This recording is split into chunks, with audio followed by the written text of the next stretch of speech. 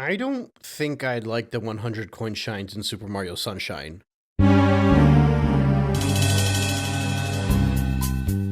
Perhaps I'm being a bit harsh, but I found the 100 coin challenges to be less about exploration and more about using some form of a gimmick to break the challenge altogether. There were maybe 2 or 3 stages that I felt had an actual good coin collection that just about satisfied my craving to hunt and search through the stages, but unfortunately, I don't think that's going to happen until I get to the blue coins. Perhaps the biggest change in the 100 coin challenges as compared to Mario 64 is that you can't simply collect the 100 coins as you're playing through the stages, since grabbing the shine will send you back to the hub world. This means a player will have to intentionally go into a stage with the strict mindset of collecting 100 coins rather than stacking it with another shine as they run through the stage. The issue is that there isn't a single episode dedicated to the 100 coin challenge, and not all episodes have the same number of coins available. Some episodes are legitimately easier than others, which means the first step of this whole experience is to try and remember which episode offers the best chance at collecting 100 coins, because the last thing any player wants is to collect 70 or 80 and have to restart because they're struggling to find more coins. The other issue is these stages aren't exactly filled with coins and enemies. Not all of them anyway. In Mario 64, some stages only had a certain number of coins or enemies, but the challenge was strictly about finding where the coins were. Whereas over here, you almost have to solve a puzzle to get to the 100 coin shine. You need to figure out the gimmick that gives you the coins you're looking for. There aren't any blue coin switches like in Mario 64, and the collectible red coins don't count towards your 100. I collected almost all of these shines without nearly searching as much of the stage that I thought I would, because there were simply not enough coins laid around the stages. I found I was much better off figuring out what that secret moment was that would give me a handful of coins, because otherwise I was never going to figure out the 100 coin shine. You'll see what I mean. And if not, I'm assuming most people already know the best episodes and tactics for the coin collections, either by looking it up or playing this game enough to have figured it out. Starting with Bianco Hills. Your best bet here is episode 3. Most of the coins will be collected by spraying the circles of flowers all at once to get coins to pop out. Also, if you squirt the Pokeheads so that they splat into the wall, they'll give you 3 coins instead of 1.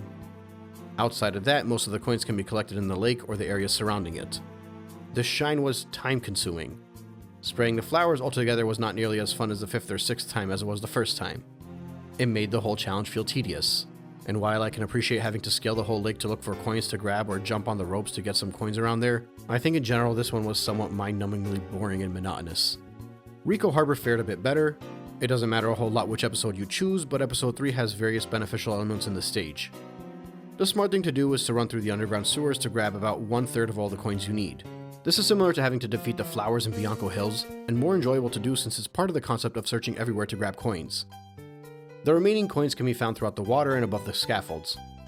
There are really 2 aspects of this coin challenge that I don't enjoy. The first being these individual coins up top that require the rocket nozzle to grab because they take way more patience to grab than you'd think. And the other part is whenever you squish a blooper, it'll drop coins down to the water instead of having it available on the scaffold in front of you. So instead of simply running through the scaffolds and squishing bloopers and collecting coins, you'll find yourself frequently jumping on a blooper, diving down in the water in hopes that you're fast enough to get the coin, and having to work your way back up there. I'd say Rico Harbor just about gets a passing grade for me with the 100 coin shine, but it also angers me a bit since it was so close to being really good. Gelato Beach. Okay, so I don't know if this is the only tactic, but it's the one I prefer, and I hate it. I do episode 8. Defeating all the red cataquacks on the beach is annoyingly tedious and takes way too long, but at least it's easy enough to do without too much thought. After that, I like to intentionally explode the watermelons in the stage because every time you let one pop, it'll give you a coin. I think they each give you about 10 coins for slamming them into the wall. It's monotonous and takes too long, but it's easy enough to do without too much thought. After that, taking the smaller watermelons to the stand will give you a bunch more coins too, and that should take you close enough to 100 coins that simply running around and searching should be able to top off the 100 coin objective. I do not like this 100 coin shine. I don't know if there's a better way to do it that I might enjoy more, but since this is the only method I know, well, it's the only method I've ever tried. And as a wise colleague once told me, if it's stupid and it works, it ain't stupid. Speaking of ain't stupid, Pina Park. Pick the shine with the beach's cannon and just shoot every bullet bill that gets fired at you until you hit 100 coins. I think back in the day I used to do the actual search for 100 coins, but I learned this method watching a Mario Sunshine deep dive a few years ago, and I can't imagine grabbing 100 coins a different way. It may not be the most enjoyable, it may be monotonous, but it's easy. And since I don't believe in artificially making a game more difficult for myself than it needs to be, I consider this yet another bad 100 coin shine. Thankfully, Serena Beach is not nearly as bad. Actually, it's pretty good. There is a bit of a downside to it in that you're realistically going to retrace the same steps up to the leak above the bathroom that you've taken twice now, once for the initial shine and the second time for episode 8's Red's coins. But thankfully, there's more to the coin collection than just that, and the game will really make you search for those coins. The biggest gotcha here are the coins collected by spraying the fire and various lamps and lights throughout the hotel that most players would probably never think to do. But once you do figure out spraying the lamps gives you coins, I think this becomes a fun coin collection. This actually is the first one that I'd say is genuinely good because it actually involves a proper search, which is all the more reason for me to praise the Serena Beach as one of my favorite stages in the game. Noki Bay, it's so easy. Once you remember or realize that there are 50 coins in the water at the start of episode 6, it makes it almost pointless to try anything else. You swim through the water real quick and that's like half the challenge right there. Work your way up to the top where Monty Wall once sat, and hit a golden switch, and that'll likely drop whatever coins you have remaining as long as you spend even the slightest bit of time looking around the stage before going up there. This is not tedious, it's not long, it's not too difficult, it's just flat out boring. But at least it's over quick. Also, this is probably a good time to point out that while I finished the main 7 episodes in all the stages with about 20 blue coins, going through these 4 remaining shines in the 7 stages got me to about 40 coins. Mostly because I was searching the stage a lot more and running into blue coins that I didn't really want to collect. And I'm pointing this out to remind you all that I was hoping to go through the endgame blue coin challenge with minimal blue coins, but obviously that was out of my hands to an extent. Anyway, after Noki Bay, it's Pianta Village. This one is probably closer to Rico Harbor in that it just barely passes, but it's a little bit more annoying than Rico Harbor. First, almost half of the coins can be collected by quickly traversing the area below the stage. It's not even the hardest challenge of that area, but it's enough to have you spend some time making sure you don't fall to your doom. When that's all taken care of, ideally you'll have picked the episode with a Yoshi. That way you can use Yoshi to knock the bees down, because there aren't a whole lot of coins through the stage outside of these bees. You spray the beehive and it'll knock it down, you'll be swarmed by the bees, and you rapid fire your tongue at the bees to grab a bunch of coins, including a blue coin. There are 2 beehives, but you won't quite make it to 100 coins yet.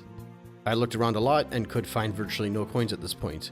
Eventually I found out that ground pounding the nose of this Pianta statue will let a bunch of coins out, and that was enough to reach 100 coins. So while this stage did have me search a whole lot to collect the 100 coins, it felt more like I was searching to find 3 or 4 things that held a ton of coins, rather than searching for 100 coins, if that makes sense. I'm not going to sugarcoat it, the 100 coin shines were perhaps the most disappointing part of the game for me so far. I obviously haven't done the blue coin search yet, nor have I done anything in Delfino Plaza, so I'm not sure if that's going to be worse or better. But as far as the main 7 stages go, while many of them have their ups and downs, and for the most part I think the experience altogether was a good one, even if you include the episode 8 shines and the secret shines, Sunshine is officially starting to lose me with the 100 coin experience. I think it's because in my head I figured the 100 coin shine would be a lot more straightforward. Maybe it's because I'm reflecting what I did in Mario 64 onto Sunshine, and I'm not sure if that's fair. The 100 coin challenge in Mario 64 always simply felt like the objective was just running around the stage to find coins. Over here it didn't feel like that. It felt like it was more about searching the stage to find the gimmick that would give you the coins you're looking for. And while those aha moments in 64's collections would exist as well, they were less obscure in that game. It was always about the search and less about figuring something obscure out.